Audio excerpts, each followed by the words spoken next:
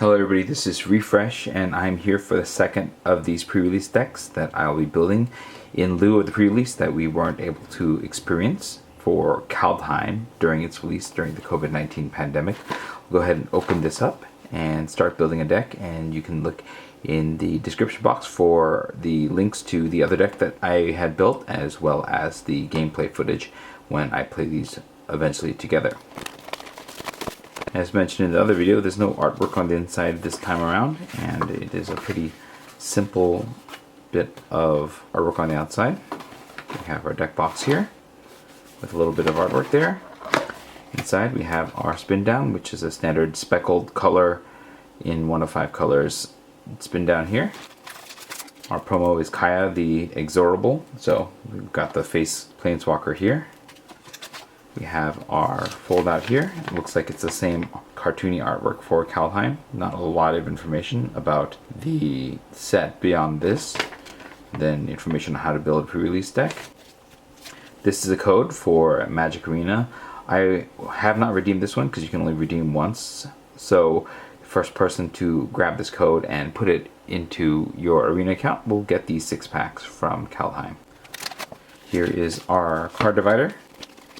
And now we'll open these packs and see what we can build. We might use this or we might not, we'll see. Alright, we have a Hagi Mob, a Master Skald, a Draugr Thought Thief, Draugr Recruit, Despair Sentinel, Stalwart Valkyrie, Dusk Wielder, Serul's Packmate, Open the Omen Paths, Frost Peak Yeti, Fearless Liberator, the 3 Seasons, Path to the World Tree, the World Tree itself, an Alpine Meadow, and a Human Warrior. Now we have another Hagi Mob, Master Skald again, a Disdainful Stroke, a Breakneck Berserker, Grim Draugr, Notvold Recluse, a Way Down, Code Spell Cleric, Bound in Gold, Shackles of Treachery, Agar the Freezing Flame, Cole the Forge Master, the Surtland Frostpire, the Runeforge Champion, a Snow-Covered Mountain, and a Troll Warrior token. Here we have Run Amok, Wings of the Cosmos, Brian Barrow Intruder, Priest of the Haunted Edge, Guardian Gladewalker, Goldvein Pick, Demon Bolt, Iron Verdict, Dogged Pursuit, Usher the Fallen, Glimpse the Cosmos, Carter Doomscourge, Eradicator Valkyrie, a Snow-Covered Plains, Mists of Lichara, and a Dwarf Berserker.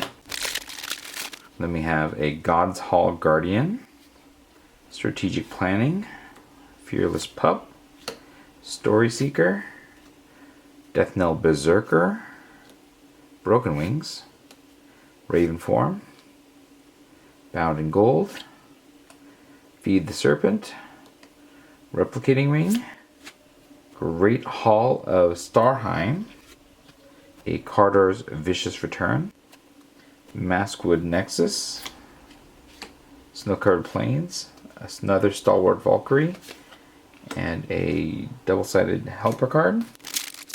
Alright, now we have an Undersea Invader, Seize the Spoils, Guardian Gladewalker, Skull Raid, Smashing Success, Infernal Pet, a Mistwalker, a Shimmerdrift Veil, a Stalwart Valkyrie, Dusk Wielder, Frost Augur, Boreal Outrider, Tergrid's Shadow, the World Tree yet again, another Snow-Covered Plains, and an Icy Manolith token.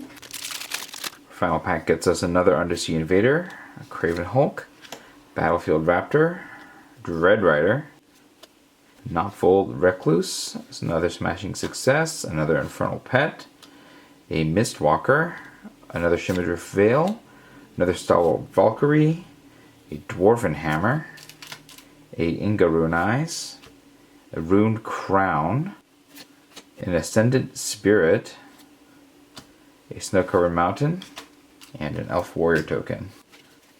Alright, well, I mean, there's a good chance we might actually play a black and white deck, so it's possible that this could work with Kaya. Let's go ahead and take a look at our colors. We already can see that white has the most number of spells. Stalwart Valkyrie, I think it's playable. It's not amazing, but it's playable. Battlefield Raptor could work if we have something to equip onto it. Of all of these cards, it looks like the Gold Pick Vein is probably the most likely to see work with that. Snow-Covered Plains will probably get played in color. Another Stalwart Valkyrie, another Stalwart Valkyrie. I don't think we want that many Stalwart Valkyries. Bound and Gold we definitely want as removal. Story Seeker, again, could see work if there's something to equip it to it, but we'll see.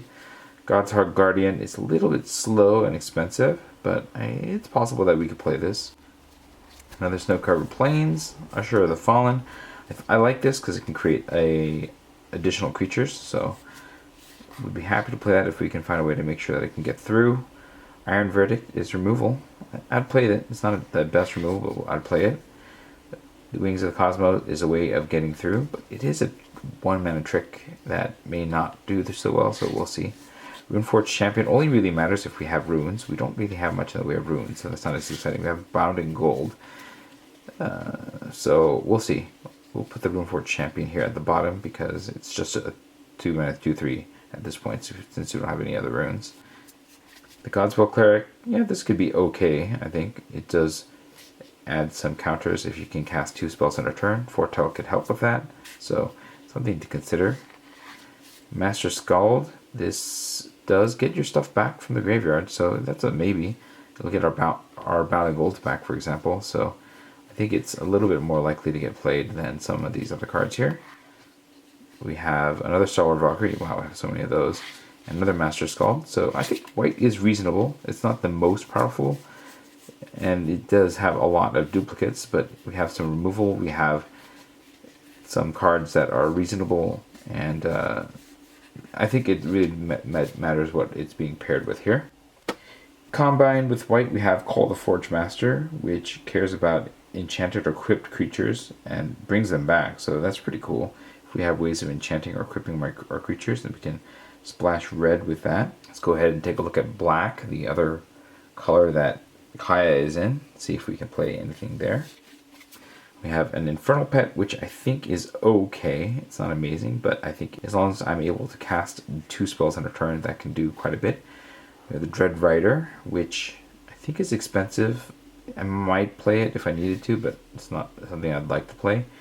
The Turgid Shadow is probably too expensive, and it's hard to get the symmetrical effect to be useful, so we'll probably not play that. I don't think we'll play the Dusk Wielder. I think we'd have to be too aggressive for that. We have another Infernal Pet that could be okay. Skull Raid, I think we'd probably play one of those. We'd definitely play Feed the Serpent. The Death Knell Berserker.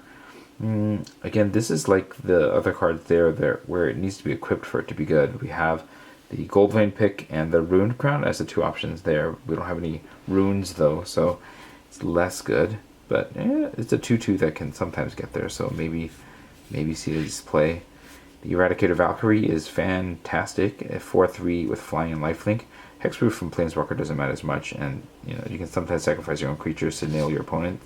But just the 4/3 flying lifelink for 4 is probably good enough there. The Dogged Pursuit is a card that probably you want to use to just speed up the game, and in a very aggressive deck. I don't know that this is going to be that deck, but we'll put it back here and see if it works. And if it is an aggressive deck, then the Dusk Wielders will be good. Priest of the Haunted Edge, we don't have any snow-covered swamps, so this is not especially desirable in limited, in sealed specifically. Way Down, I think, can be okay. You do have to exile a creature from a graveyard for it to work. It sometimes means that it's not going to do much of anything, so it's an okay removal spell, but not a great one. Grimdraugr, I think we could just play, even though it doesn't often become the 4/2 Menacer that we want it to be. But I'll put it over here. Another Dusk Wielder, and a Draugr Recruit, which is a way to get your cards back from the graveyard. So That is an option here, especially with cards like Eradicator Valkyrie being something that we want to bring back. It's not an amazing card. So, black has one really good card and then a bunch of okay cards. It's not the most exciting color, kind of like white. If we play black, then we are opening the doors to Carter's Vicious Return, which I like. You can sacrifice a creature to deal 3 to a target. Each player discards a card, then you can get a creature back from your graveyard. So that's pretty cool. Carter Doom Scourge. Let's see. On your next turn, it will force your opponents to attack, and then when attack creature dies, each opponent loses 1 life and you gain 1 life. So that's kind of interesting. It would work well in an aggressive deck. So this is certainly a possibility to splash or to actually play. I think splashing is possible with this Alpine Meadow. So let's take a look at what we have in red. Snow-Covered Mountain will certainly see play. Dwarven Hammer, I think, is a pretty good equipment. As far as equipment goes, we don't want to play Smashing Success. Craven Hope, we don't want to necessarily play that if we can avoid it. Smashing Success, not really. Seize the Spoils, I guess we could play this, but it's not something that we're hoping to play. Fearless Pup could get played. Demon Bolt, we definitely want to play if we're playing it. Run Amok can be good. I don't want to play it if I don't have to, but we'll see. The Snow-Covered Mountains is just a thing. Shackles of Treachery, I don't think we're playing this. I don't think we're going to be aggressive enough for that to be good. Breakneck Berserker, I don't love this card, but I could see myself possibly running one or two of these. The Hagimob is decent. It's just expensive, and we don't want a lot of these. So there's that. Fearless Liberator, I think, is a decent card. It will let us create additional creatures and some value. So it's probably going to see the deck. Open the Omen Paths is, I don't think, a card that we're going to be playing. Yeah, we'll put that here at the bottom. And another Hagimob. So I think red has some okay cards in it. It's not terribly exciting. We're more interested in it for splashing these cards more than actually playing anything else. I guess I could splash the Demon Bolt. And we have fixing here with the Shimmerdrift Fail, so it's not the worst thing in the world. Yeah, there's a handful of cards I want to play here, but not enough that makes me really want to play it.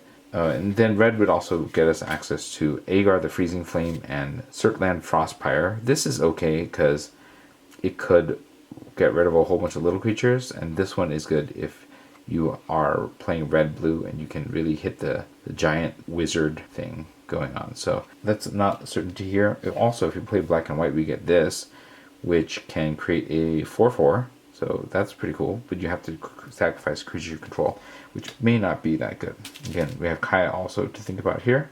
Let's look at green. I don't think we're going to play it just because it's so short on cards. The Not Fold Recluse, I don't think we're going to play this. The Boreal Outrider could be good with use. I think the Guardian Gladewalker is pretty decent. This is entirely a sideboard card. Another Guardian Gladewalker is good. Another Recluse we don't want to play. Path to the World Tree. I guess this is a way to pick up the lands that we need, but we're not really doing this Path to the World Tree business, so I don't think we're playing that. I mean, with 2 World Trees, it's possible that we could get there, but I don't think we should be doing that. Sudol's Packmate, I think, is a perfectly reasonable card, a 2-for-1. And then Jespera Sentinel is a way to fix and get further, but again, this is just a really shallow color. There's not much here. We have the World Trees, and that's about it. Then we have the 3 Seasons. If we match it with blue, this would get us a mill 3, return 2 target snow permanents, and then shuffle cards into your library. This seems pretty bad, unless you have a lot of snow permanents, but that's not going to happen this much in sealed, so this is probably not getting played here. Let's take a look at blue. Right, Ascendant Spirit, great if you have enough snow resources. We don't really have much in blue. In fact, we don't have any snow lands at all, so we're going to have to rely on the second color. Shimmerdrift Fails. I guess the Shimmerdrift Fails and the Replicating Rings are ways of getting this triggered, but you still need to get the 4 to create the final ability. So this is really more of a draft card, or maybe a constructed card. So this is out. Anger of Eyes. I think it's possible for this to be good, but you need to get 3 or more creatures dead this turn. And it scries 3 when it enters. That's not bad. I'd consider playing that. Mistwalker I would play. Undersea Invader I probably wouldn't play. The Frost Augur I wouldn't play in sealed. We'll play the Mistwalker. We got another Undersea Invader that we're not interested in. Ravenform, I don't like this. It's kind of like a bad removal spell. I don't think I'd want to play it, but maybe I can come in from the board if I need it. Strategic Planning, don't really want to play this. Mists of Lajard, I don't want to play this either. I guess it's like a bad like combat trick, but I don't want to play that. The Glimpse Cosmos, I think that this is a little better than Strategic Planning if I have the Giants. So I don't know. We'll see. Probably not playing this. I probably am not playing the Brian Barrow Intruder. But it is a bit of a trick, so maybe this is not the worst thing here. Not the best thing though, so I'm definitely not playing it highly here. Disdainful Stroke is strictly sideboard. Frostpeak Yeti, I guess, is okay, but not exciting. And I'd need to be in a snow deck, which I don't have snow permanents here, and the Draugr Thought Thief, yeah, we're not really looking to do this either. So blue is a bit on the weak side. I don't think we're going to be playing it at all. So goodbye blue, goodbye green. We are in Mardu colors here. Because of that, we're taking Agar and the Surtland Frostpire and removing those from contention as well. But we still have a lot of options here. And we're not going to play the Rune Crown. There's no runes. The Shimmerdrift Veils will almost certainly get played here. And we could see any of these three getting played as well. So we'll just remove the Rune Crown for now. And then, I don't know, let's take a look at what the white and black deck looks like. And then we'll look at these other options if we need to. I don't think I'm playing any of these three. I probably won't play this way down either. Exiling creature cards from your graveyard is not really free. Don't think I'd be playing any of these. I might play these. Yeah, I don't think that this is a terribly strong deck, actually. I think the black is a little bit stronger than the white, but it's a little short on cards. The white has a lot of cards, but it doesn't have a whole lot else going on for it. We have Kaya. So Kaya gets us a little bit of value. We'll also play the Maskwood Nexus. We could Replicating Ring, but I don't think that this deck needs it. The Gold Vein pick probably might see play, and the Shimmerdrift Fails will certainly play. So not an amazing deck. It's not highly desirable here, so let's see what happens if we take out the white and try to replace it with red.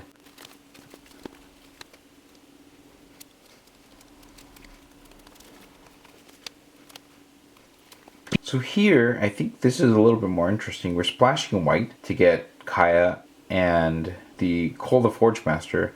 But Cold of Forge Master is interesting because we could get the Gold Vein pick and the Dwarven Hammer both in this deck. And that actually kind of works because if we equip these creatures, then we'll be able to get them back off of Cole. And I think it improves their power for the Death Knell Berserker in particular, but also the Fearless Pup. I don't know if we're going to play all these creatures, but I like this a little better. And we can also play the Seize the Spoils because we have things like Carter's Vicious Return to sacrifice our own creatures to. So there is something here. It's just a matter of figuring out how to make this all work. Alright, let's make some cuts here. We have 17 creatures and 10 spells, so we need to make 4 cuts for this to get down to the right number here. I don't think that this deck is aggressive enough to merit these Duskwielders. I'm not sure how I'm supposed to get these things through without equipping them. I guess the pick and the Dwarven Hammer are the reasons that these will be able to get through. But yeah, I don't think that these are good enough, so we'll cut these two. I think we cut the Shackles because it's just too expensive to play both of these back to back. We just need to make one more cut here, and I think the Dread Rider is a bit on the expensive side. That could see cut. Cravenhawk can't block. That could see a cut. Let's cut the Dread Rider for now. It's just kind of expensive, and it's not a really good attacker. I think there is a reason to put it in out of the board maybe, but let's remove that for the time being. So this appears to be our deck here. Not an amazing deck, but I think that there is some promise here. It's a little bit thick on the 4s, but we have some good stuff at the top end and ways to get our things through, so hopefully this will be enough. We have slightly more black mana pips than red mana pips, so I think we're going to lean a little bit more towards black.